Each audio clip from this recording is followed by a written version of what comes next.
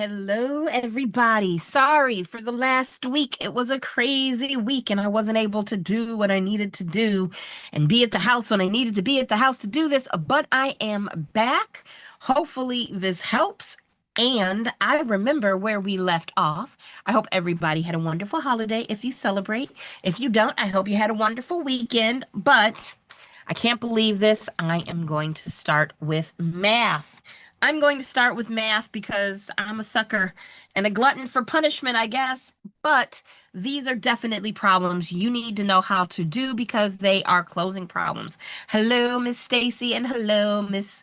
Oh no, you didn't pass your state. Ugh, so frustrating. But that's okay. You aren't giving up because I know you.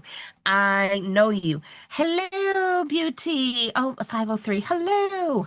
Okay, let's get to it. During a closing, the buyer's settlement statement shows a $285,000 purchase price, a $228,000 new mortgage, 3,400 34 I know math, boo.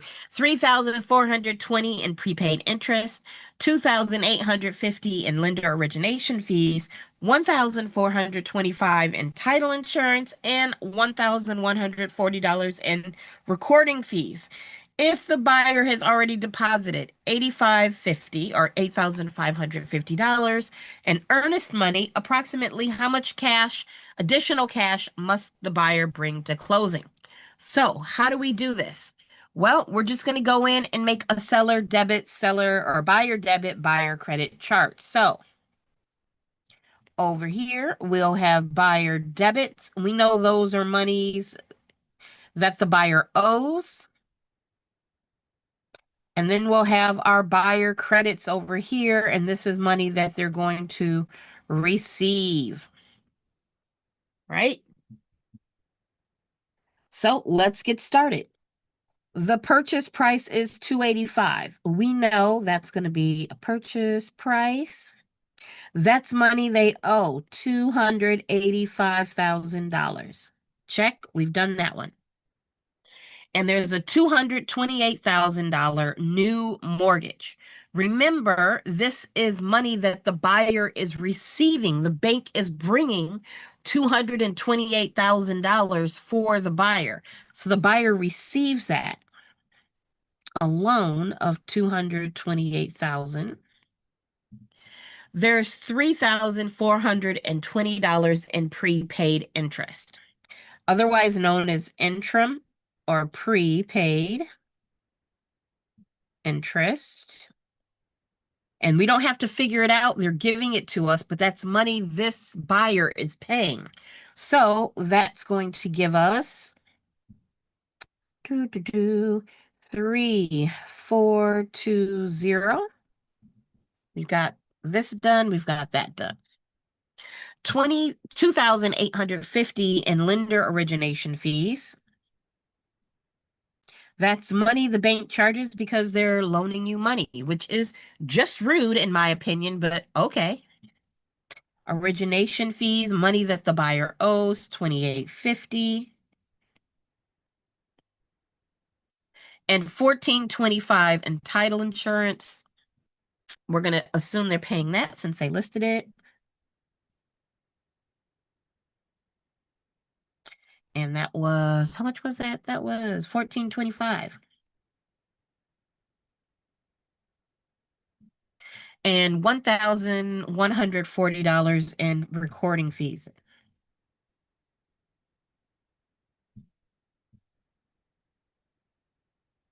Then it says the buyer has already deposited 8550 in earnest money. So that's money that this buyer is getting back. It's money they're receiving back. So that's going to be $8,550. Now that we've done all of our numbers, we can add up both sides. So let's do the easiest side first. Why? Because, it's one of those days.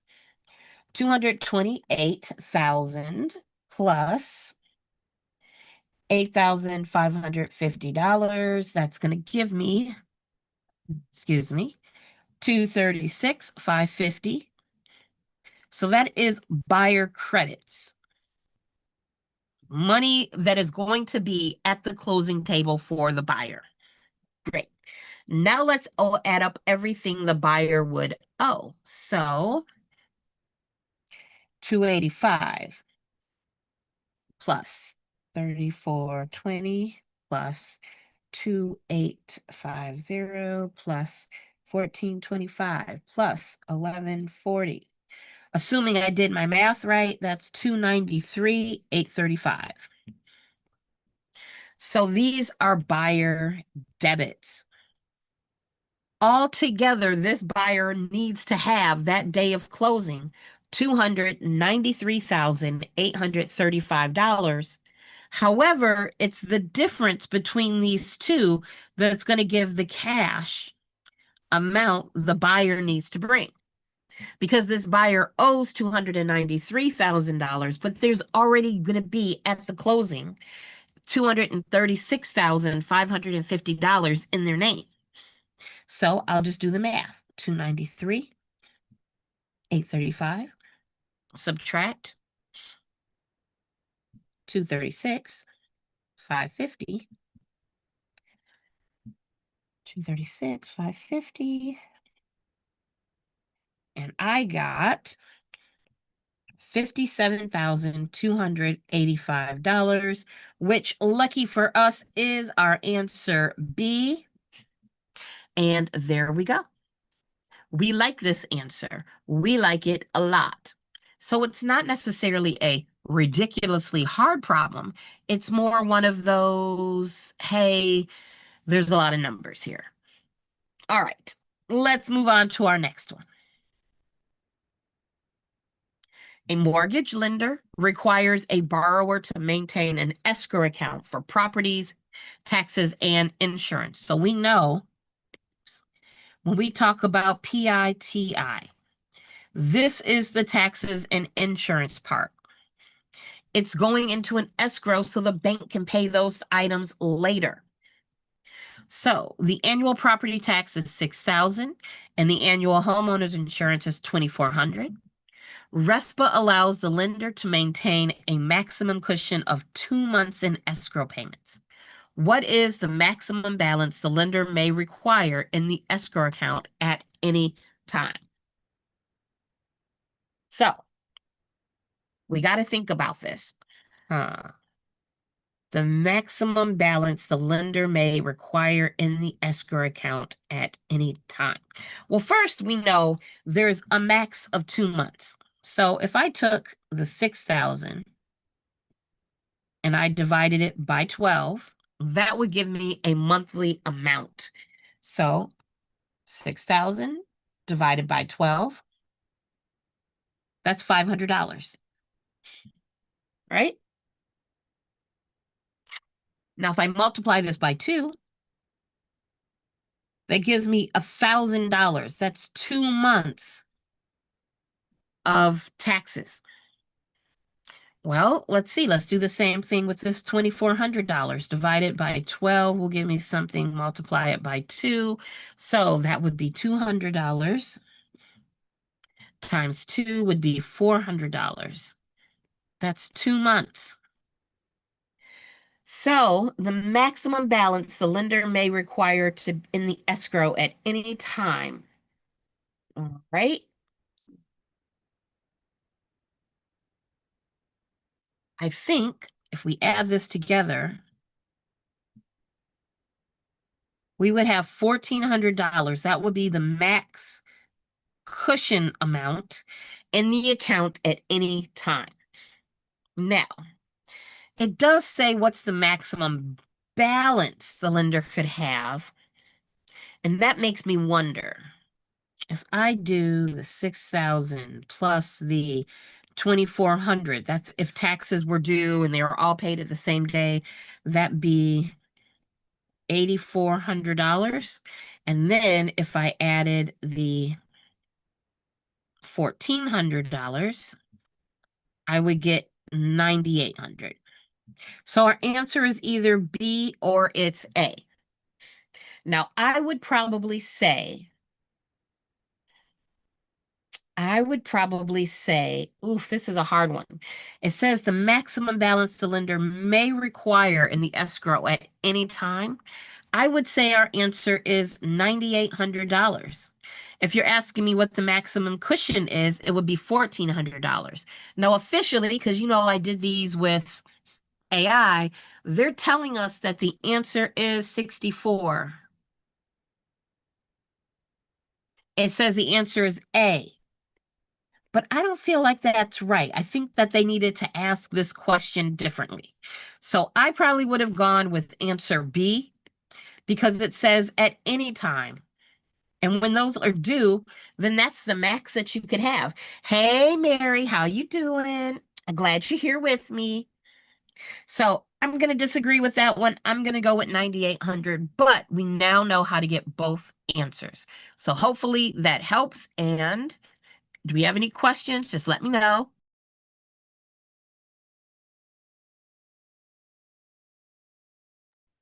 All right, let's do number 65. A property has a first mortgage balance of $250,000. The lender agrees to a short sale at $210,000. The difference of $40,000 is being forgiven by the lender. For federal tax purposes, the borrower should be aware that. All right, we got lots of terms here. So the first thing we need to know is that this is a short sale. Basically, what we're saying is this buyer owes 250, but the max they can sell it for is 210,000. The lender wants that money back. And no, Mary, I'm a slacker. I'm such a slacker. I need to start studying. I need to make you my study buddy so we get it done. So this $40,000, because that's where this comes from, the difference between the 250 and the 210, the bank wants that money. Usually the bank will say, oh, no, no, there's a judgment lien.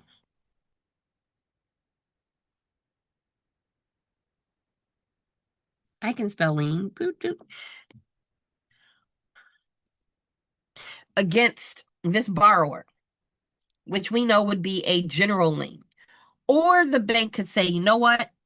We're just going to pretend like we're just going to forgive that. We're just going to say you don't owe us this $40,000. However, the IRS in cases like this is going to make it seem like you made money. That's like a $40,000 gift, cash gift from the bank. So we treat it like cash. So our options are, will A, the borrower will owe capital gains tax of $40,000. Maybe. So that's a maybe. Give it a short sale forgiveness is always tax-free under the federal law. We wish that's not a thing. C, forgiven debt is never taxable income. Nope, that's not a thing. Or D, the $40,000 of forgiven debt may be treated as taxable income, cancellation of debt income, subject to certain exclusions such as insolvency or bankruptcy. Yes, I like this answer for D. So it's not that you will definitely owe capital gains because depending on your tax situation, that may not be true. Our best answer is going to be D. Nice. All right. So those were the math problems we skipped over last time. And that was like more than a week ago. So I'm going to roll back. We already did all of these. And now we are at number 70. An appraiser is determining the highest and best use of a vacant lot in a mixed use zoning district. So keywords here, highest and best use of mixed use zoning district. The lot is surrounded by commercial properties, but it is legally permitted for residential, commercial, or mixed use. Which analysis sequence is correct for determining the highest and best use? You know what, guys? I don't know. Usually off the top of my head, I can tell you, oh, this is this, this, and this. So let's see what our options are here. A, legally permissible, then physically possible, then financially feasible, and then maximally productive. Okay. Then we've got physically possible, financially feasible, legally permissible, and then maximally productive. Then we've got maximum profitability, physical possibility. Then we look at the legal permissibility, and then we look at the financial feasibility, or the financial feasibility, the legal permissibility, the physical possibility, and then the maximum profitability. Anybody got a clue? Let's see. Well, email me, Miss Mary. I will get together with you because we have to get this done. Now, my guess, just looking at this, is the answer. I would probably, just off the top of my head, just looking at it, I would have said A. And here's why. Because if it's not legal, we shouldn't even be looking at it. If here we got legal, then we got legal here, then we've got legal here. But if the use isn't even legal, then it seems to me that's an endpoint right there. It doesn't matter if it's physically possible, it's illegal. It doesn't matter if it's, physically possible, it's illegal. That's my best guess. That is going to be my best guess, is that it has to be A. That we have to look at, is it legal first? Because if it's not legal, you don't even know which those words mean. Okay, so are you talking about, Miss Mary, the legally permissible, physically possible, financially feasible, and maximally productive? Is that what those words, you don't know what those words mean, or do you mean the ones that are up here in the question? Just let me know. While you do that, yes, it is that time of year. My allergies are acting up. You all don't need to hear me blow my nose. Hold on 1 second. But you let me know. You answer that question, Mary. Which of those words do you not understand?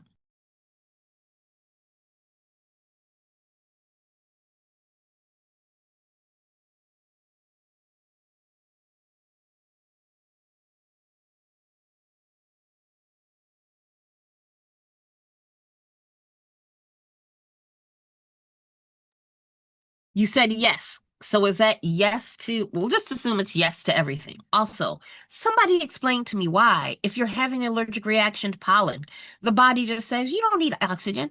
Why do you need oxygen to your nose? That's just stupid. Stupid body. All right. So let's explain all of these words. First, highest and best use. Now, this one is a key term. Whenever an appraiser goes out and looks at a property, they're tasked with finding the highest and best use. So imagine there was a piece of vacant land there, a piece of vacant land they're trying to appraise. And you own it, Miss Mary, and you're like, you know what? I think this thing is worth $15 million. Why? Like, why do you think it's $15 million? Why do you think somebody should pay you $15 million? Because you're trying to say, hey, yes, my email is the same, Miss Mary. This is Candace Candace.Ellis@gmail. So it's kind of like, how would I say? If you have this vacant land, if you decided to have a turtle petting retail space there, I don't think that turtle petting retail space would make as much money as a parking lot. Like, what we're trying to say as the appraiser is, hey, what is the most somebody would pay for this? Right? If it was zoned only for residential, then it's only going to be priced as if somebody was going to build a house on it. You can't say, well, if this was an office building, it would be worth blah, blah, blah, blah, blah. No, well, it can't be an office building because that's not what it's zoned for. So when they look at the highest and best use, they're looking to see, okay, what is the best use of the property? And based off of that, we'll find the value.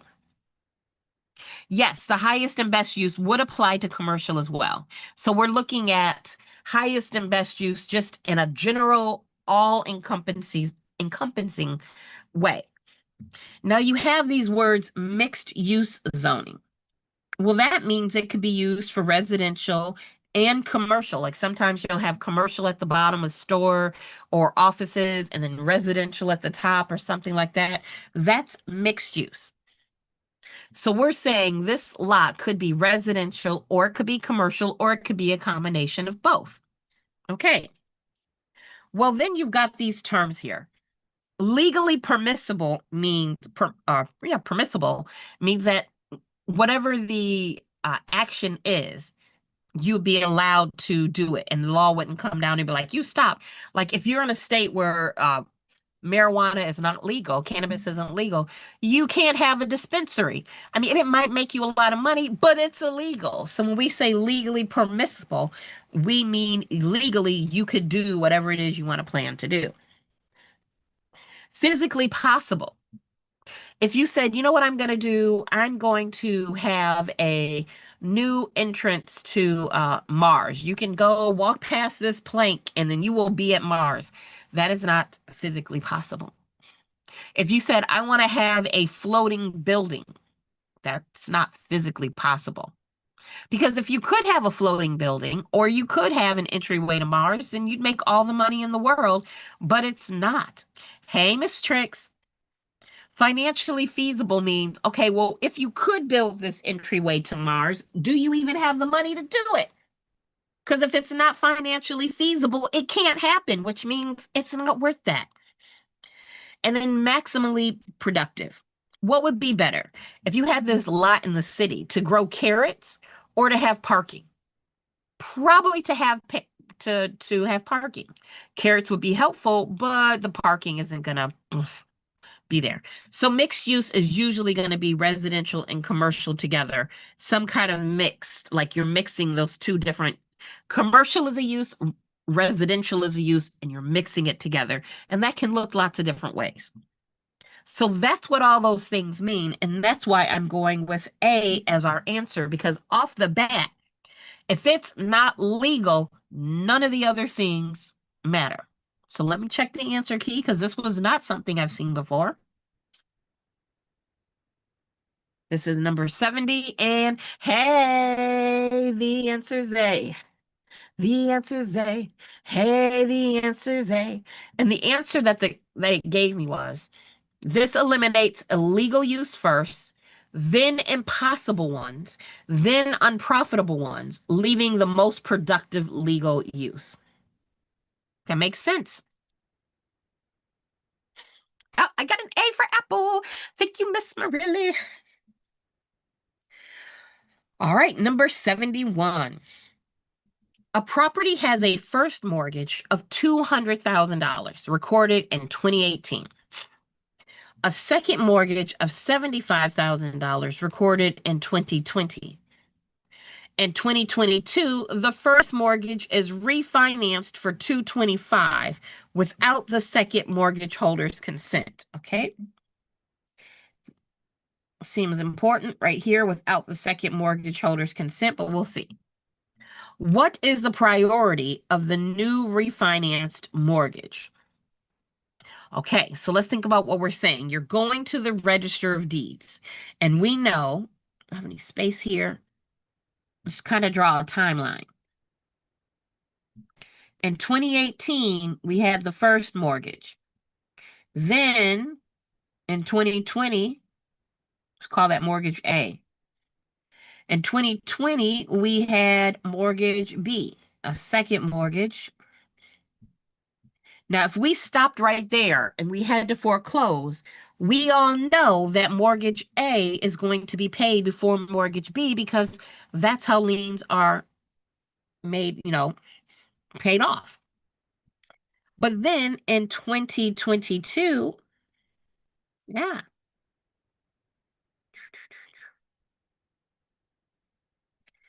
A was refinanced. So what do we think that means? What happens if A was refinanced? Well, so usually in a refinance, let's say mortgage A was with Wells Fargo and mortgage B is with Bank of America. When A is refinanced, usually that means A is paid off, and then here comes Fifth Thirds National. If you all don't have a Fifth Thirds Bank, it's a thing. I don't know where they came from with that name, but whatever. That means Fifth Thirds gave the borrower money to pay off the first loan, and now Fifth Thirds is a new loan. So we paid off loan A, and now you still have that loan B from Bank of America, and Fifth Thirds became loan C, which means loan C would be paid after loan A. So let's see. A, the refinanced mortgage has first priority up to the original $200,000 amount and is subordinate to the second mortgage for the additional $25,000. Yeah, I don't like that one because it doesn't have first priority. It was paid off. Both mortgages share equal priority. Nope. The refinanced mortgage falls behind the second mortgage, and the second mortgage moves to first position. I like that. Or the refinanced mortgage maintains first lien position because it replaced the original mortgage. It wishes, but that's not true. This is going to be our answer, C. Because you would have paid off the first mortgage, which means now we're going in the order that they were recorded. Boom, C. So yeah, they got some more money. The house would have gone up in value and they got more money. So they owed, let's say, the 200,000, and the second time when they refinanced, they said, "Oh, could you give us 225,000?" So yes, they did get more money. That makes sense? Hopefully so. And Stacy, does that make sense why the answer is not D? All right, let's move on to the next one.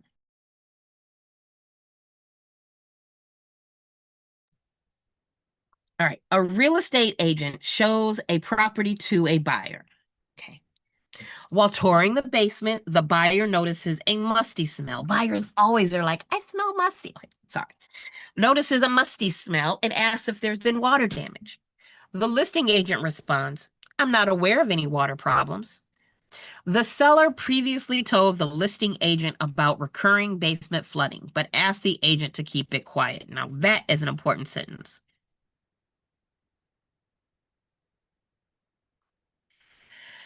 The listing agent's response constitutes, well, you know what I know is once you know something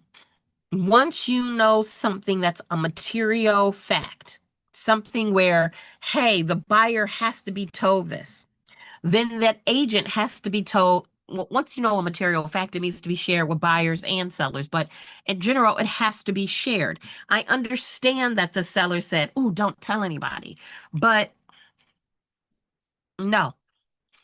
No, no, no, no, no. That can't happen. We have to share it. So the listing agent should have shared it. Now they lied. They said, I'm not aware, but this, Maury has said, is a lie. They have lied. And since they knew, they purposely lied. Okay, Marley, so you said you had long questions and long answers. So you want to break them down, kind of like we're doing here, which is why we do it. So let's see. You all are saying, oh, hello, Wendy. All right. Everybody's saying C. Let's see. Do we like C? Fraudulent concealment and a violation of the agent's duty to disclose known material defects to all parties. You know, I'm not gonna lie, I really like 72. I really do like 72. I really do like C. That's the number. I like C. Let's read the other ones to make sure though. Mere puffery that does not create liability. Nope, that's not true. It is definitely not just mere puffery. I mean, you flat out lied, right? Proper behavior since the seller instructed. No, it's a material fact. Absolutely not. It's a material defect. And acceptable because the buyer should. Nope. C is our answer. So, hey. And you know, oh, I got to. I haven't played this in so long. I need to go ahead and do this for you all. Our answer is C. I like carrots, and you should too. It goes crunch, crunch, crunch, and it's good for you. We like carrots, and you should too. It goes crunch, crunch, crunch. All right. Nice. Yes, fraud. They knew. It's fraud because they knew. Good job, guys. Hey. Alrighty. 73. A real estate agent learns that a convicted sex offender lives 2 doors down from a listing. A buyer asks the neighbor about the neighborhood's safety. How should the agent respond? Okay. Now, I heard what you said, Stacy, and really you're like these long questions. This isn't too long, but let's break down what we know. There's a convicted sex offender, right? And so what do we know about convicted sex offenders? As far as most states are concerned, that is not something that you have to disclose because you can't guarantee it. There's no guarantee that every sex offender is on a registry. Most of them that have been, prosecuted are, but it's still every state that I know of is, which is mostly all of them, say, hey, that's not something the agent is responsible for finding out. So if we know that, we can find the answer that's going to match. So disclose the sex offender's location as a material fact. Nope, not a material fact. State that the neighborhood is completely safe. I mean, even without a sex offender, you can't promise that. Recommend the buyer research public databases and community resources for safety information without making specific disclosures that violate fair housing laws or privacy considerations. Okay, I do like that. Or D, decline to answer any questions about. No, you can't decline to answer any questions. There's some questions you can't answer, like, are there kids? You can't answer that because fair housing. So once again, you all got it right. I see you tricks with your crunch, crunch, crunch. But you know what I've been craving all day? C is for cookie. That's good enough for me. All right. Does that make sense? Like, yes, you can go through and read all the answers. I always want you to do that. But sometimes, especially Marily and Stacy, if you go through and you kind of answer the question to yourself and know what you know, that might help. So we'll try doing that this way for a couple questions. 74. An agent represents a buyer in the purchase of a commercial property. So you could even, when you're doing this, say, okay, the agent is the buyer's agent. And we know that means the agent loads or, old car to the buyer. During due diligence, the agent discovers that the property has an underground storage tank that is not listed in any disclosures. Well, hopefully we know what an underground storage tank or UST is. Back in the day, and even still today, they will bury, think of a gas station. Where is that gas held? It's in a tank under the ground. And if you've ever seen a property being reverted, it used to be a gas station and now it's something else. They spend a lot of time, money, and effort digging up those old tanks. They are definitely a material fact that you have to share. So the agent should share it. The agent should share it. So let's see which one says that. Negotiate a lower price to account for the potential environmental liability without informing the buyer of the specific issue. No, you owe disclosure to that buyer. That's not the answer. B, ignore the discovery since environmental issues are beyond the scope of a real estate agent's expertise. Yeah, if you want to get sued, that sounds great. No. Contact the EPA directly to report the seller for non-disclosure. You could, but I don't think the EPA is gonna. The EPA doesn't say they have to disclose it. The EPA is the one that set the laws and the rules to make sure that something is done about it. So that's not gonna help. Which leaves us with D. Immediately inform the buyer of the discovery, yes, and recommend professional environmental assessment before proceeding. Yes, yes, yes, and yes. That is the answer that matches what we thought before we even looked at the answer. Nice job, y'all. 75. A buyer and a seller agree to a sale using a land contract. That's important. The buyer takes possession and makes payments for 8 years. The seller dies and the seller's heirs claim they own the property. The buyer has. All right. What is a land contract? Because this says, it doesn't just say a contract, it says a land contract. So what does that mean? It means it is sorry guys, I keep sniffing over here, an installment land contract, or you might have learned it as a contract for deed. This is like layaway, right? This is like layaway. When you've got a buyer, they're giving money to a seller, but this is happening over time. This could be years, right? That's a land contract. And then once they pay off, then after all those years, then the buyer gets legal title. And that is different than just a normal purchase. In a normal purchase, the same day, that's the key here, the same day, the buyer gives money to the seller and the seller gives title to the buyer. So what the buyer gets in a land contract is what we call equitable title. The buyer can claim that title from the seller later on in time. Now, the fact that the seller died, remember, this is a contract, and death does not terminate contracts. Death does not terminate contracts. So that means the heirs need to go through and finish this contract. That's what I know. So now let's find the answer that matches. A right of first refusal to purchase from the heirs at the contract price. No, it didn't mention any right of first refusal. B, legal title because 8 years of payments constitutes adverse possession. No. Remember, part of adverse possession is it has to be hostile or it has to be adverse, which basically means you never had permission.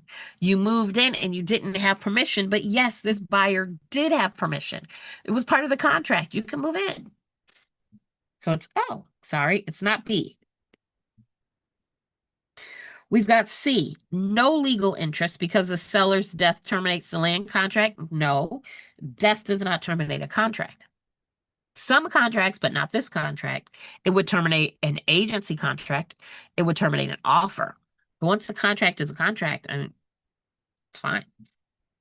Or D, equitable title, yes, and the right to continue performing under the contract. The seller's heirs are bound by the contract. Yes.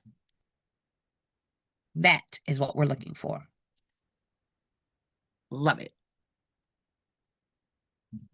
All right.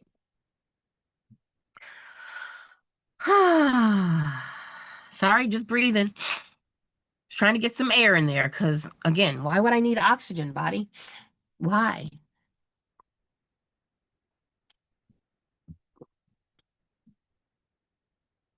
$76. Oh, did I tell y'all that Saturday's my birthday? I don't know if I told you all, but Saturday's my birthday. It's my birthday. Hey, hey, hey, hey, hey. I love my birthday, just so you all know. Marillie asked in my Zoom room, so land contract is the only one that doesn't terminate on the death of the seller, right? Oh, what happened?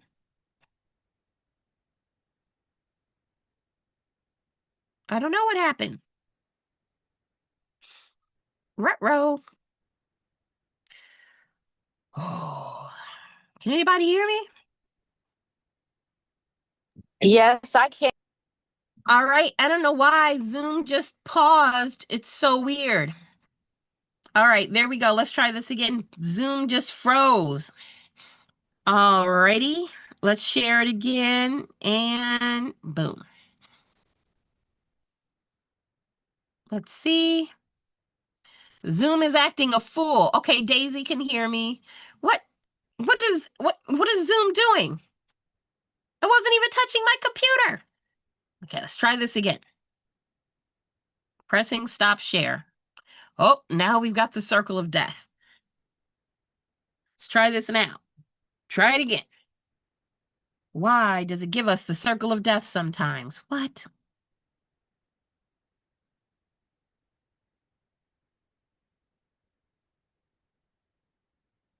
There we go. It just wanted me to unplug and plug. I don't even know.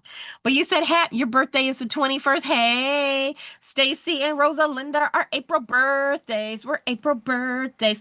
Oh, and thank you, Miss Trix. Happy birthday. It's my birthday month. It's my birthday month. It's my birthday month. It's my birthday month. All right. Oh, thank you, Miss Daisy. Thank you. Thank you. All right. So, Marily, before the computer decided to act stupid, you said, so land contract is the only one that doesn't terminate on the death of the seller. No. And I want to show you, what am I looking for? I'm looking for,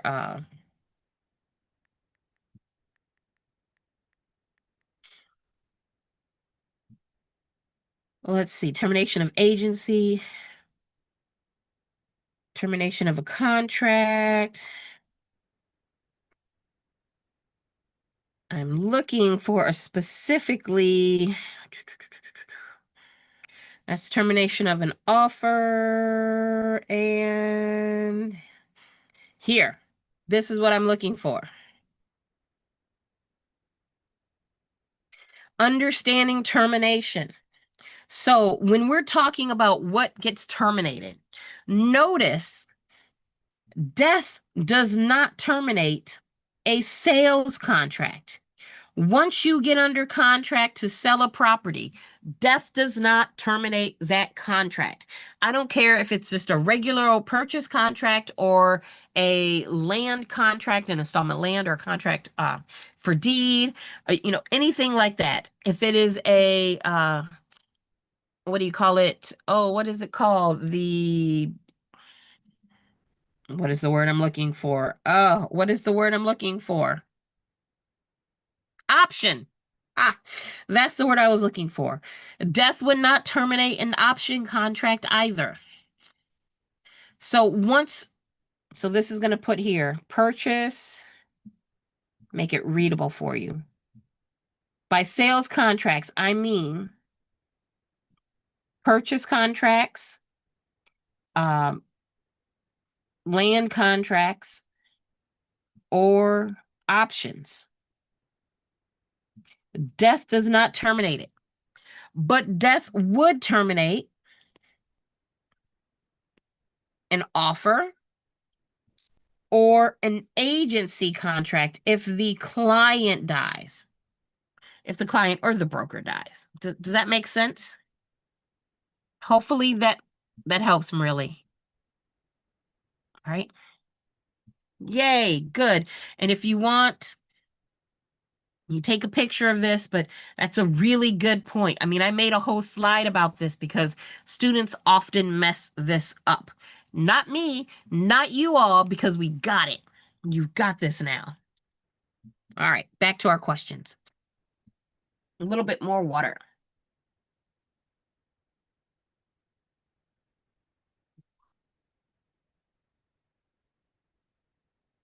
Number 76. A buyer obtains a loan with a 30-year term. After 15 years of payments, what relationship exists between the principal and interest portions of each monthly payment compared to the early years of the loan? Okay, this is a great question because we're taking a fact that I know that you all know. They're making it situational and trying to make it sound complicated, but it's not. It's a 30-year loan, just a 30-year basic loan, right? And we know when you're paying P&I on a 30-year loan with that amortization, right? That, and I'm going to come back here and find what I'm looking for.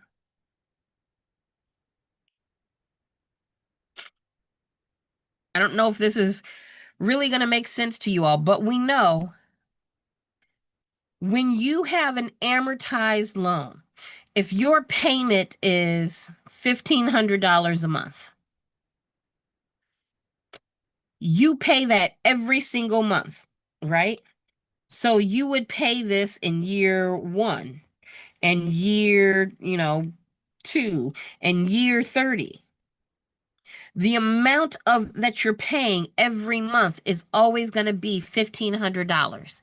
What changes is how much is principal and how much is interest. When you first start paying off this loan, then you know the majority of it is going to be interest. But every single payment, how much interest you're putting towards this is going to go down a little bit every single time. We saw this in an amortization schedule, right? We know, and this is just an example, at the beginning of this, you owe $200,000. Every single month you pay the same amount. But notice how much you paid in interest goes down every month, and how much you pay in principal, how much is allocated to each. The payment amount stays the same. Right? So you can see, and this is just an example I give, on a $350,000 loan for 30 years, the principal and interest payment stays the same. Look at that line. So it's the same, the same, the same, the same. Oh, sorry, that's your interest payment. Ignore that. Your monthly interest payment is what I meant to say. It's 2,000, it's 2,000, it's 2,000, it's 2,000 every month. But how much is interest goes down and how much is principal goes up. And I use this to show you it's not until payment 216 on this loan that you're paying about 50% principal and 50% interest. You pay interest first. I know you all knew that. It's just that question sounds so complicated. A buyer obtains a loan for 30 years after 15 years of payment. What's the relationship that exists between the principal and interest portions of each monthly payment? You already know this. You know that you're going to pay less in interest halfway through the loan than you did. Less of that monthly payment is going towards interest halfway through than at the beginning of the loan. So let's see if we can find that answer that says that. So the relationship between the P&I, between the P and the I of each monthly payment compared to the early years. So a larger portion goes to interest and less to principal, the same as the early years. Nope, it's not the same. B, the total monthly payment increases to allocate toward more principal. Nope, our monthly payments stay the same. A larger portion of each payment goes to principal and a smaller portion to interest compared to the early years. Yeah, I like that one. The principal and interest portions remain equal throughout the term. Nope. So this sounded like a complicated question, but it's not. I know you could have known that. If the question had just asked you, what does amortization mean as far as your payments are concerned? I know all of you would have said, oh yeah, you pay more interest early. They just tried to make it sound complicated, right? Does that help? All right, blow my nose one more time. Sorry, all these pauses.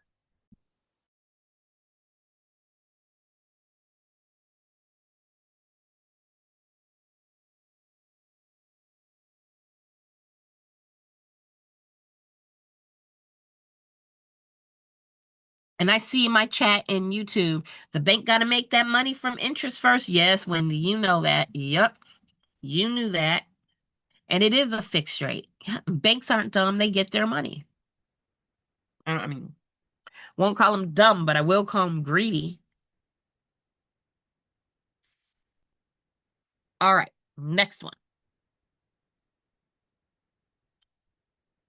An agent presents an offer to the seller.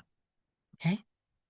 The seller asks the agent, is this a good offer? Should I accept it? The agent who represents the seller responds with a detailed financial analysis showing the net proceeds, compares it to recent comparable sales, and advises the seller to counteroffer at $10,000 higher. This response is, okay, so a seller who is given an offer from their agent and they ask their agent, hey, what do you think of this offer? And then their agent does research and tells them, hey, based off of my research and my knowledge, I think you should ask for more. I can't see anything wrong with that. Now, if the seller were to ask the buyer agent that question and the buyer's agent did all that research, that would be problematic. Or if it was a dual agent in a state where they, practice dual agency, that would be problematic. But it says this agent is a seller's agent, so it sounds good. So, A, permissible only if the agent is also a licensed appraiser. No, you don't have to be a licensed appraiser. I mean, that's part of your job, is to help your buyers and sellers figure out pricing. So it's not A. A violation because the agent is interfering with the buyer's offer. Well, if the buyer wants help, the buyer should have hired their own agent. C, appropriate, as the agent is providing an informed market analysis and fiduciary counsel to their client. I like that. D, a violation of the agent's duties because agents cannot give advice on pricing. No, that absolutely not. Very wordy question. Seems complicated, but clearly our answer is C. Don't let the long stories and the big words get ya. 78. 3 investors purchase a property together. Investor A contributes 50% of the purchase price. Investor B contributes 30%. Investor C contributes 20%. They take title as tenants in common.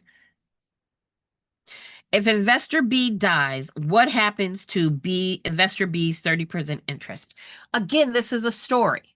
What do you know about tenancy in common? What do we know about tenancy in common? Well, let's pull it up.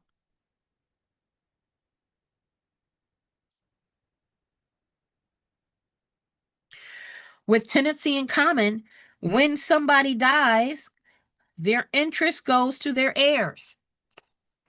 If you're thinking, wait, I thought it went to the other people, that would have been joint tenancy.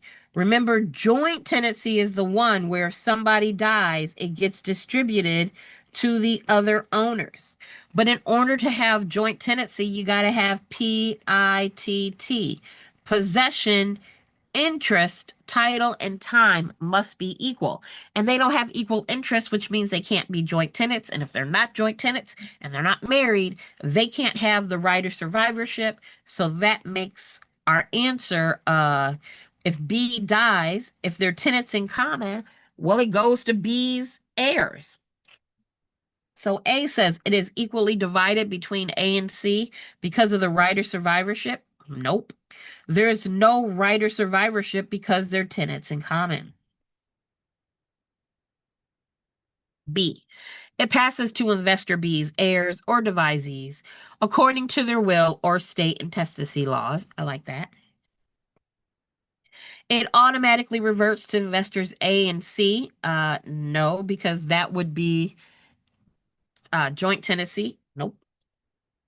Or D, it is held in trust until the remaining investors agree. Nope. Our answer is B.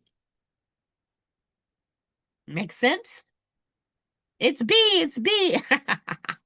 Marilla, you said you had a lot of questions for Tennessee and comment. Hey, you got to know these. You do. And Tricks, you're right. They don't have the right of survivorship. Okay. 79. A commercial tenant's lease contains a right of first refusal to purchase the property if the landlord decides to sell. The landlord receives an offer from a third party and presents it to the tenant. The tenant matches the price, but the landlord prefers to sell to the third party. The landlord. All right, so let's talk about this right of first refusal. Let's just find it here.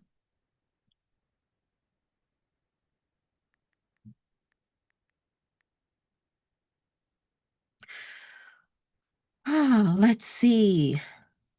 Looking for it. Boop. Here it is. This is what I'm looking for.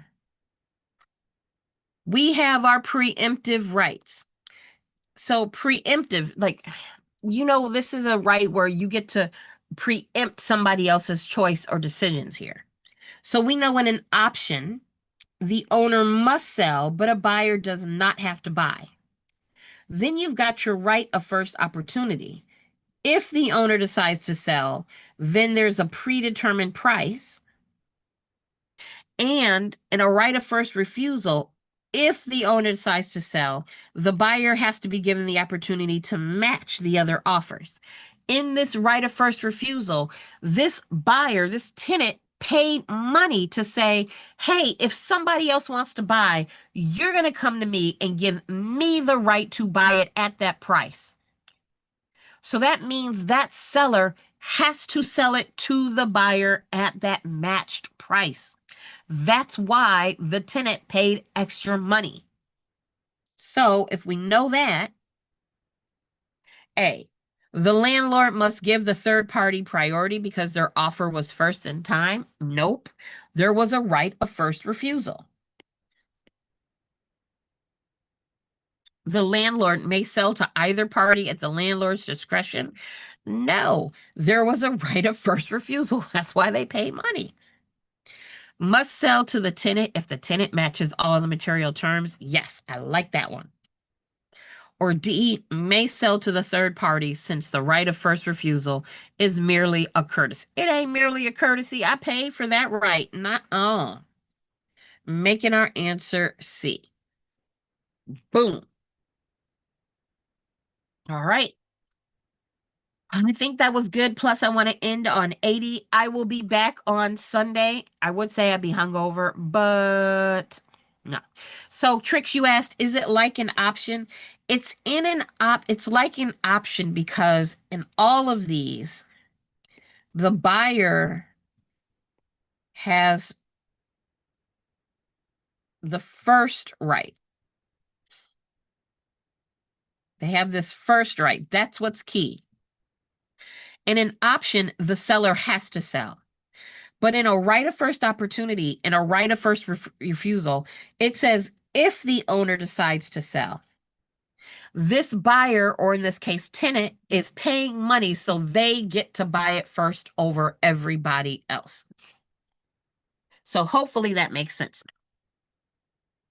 All right, guys, I'm going to go take some breathing medicine because, oxygen is cool. I was going to say I would be hungover, but I can't drink. So I'll just be on a birthday high when I see you all on Sunday. But if you have questions, you can email me and I will talk to y'all later. Bye, everybody. Bye. Thank you. You're welcome.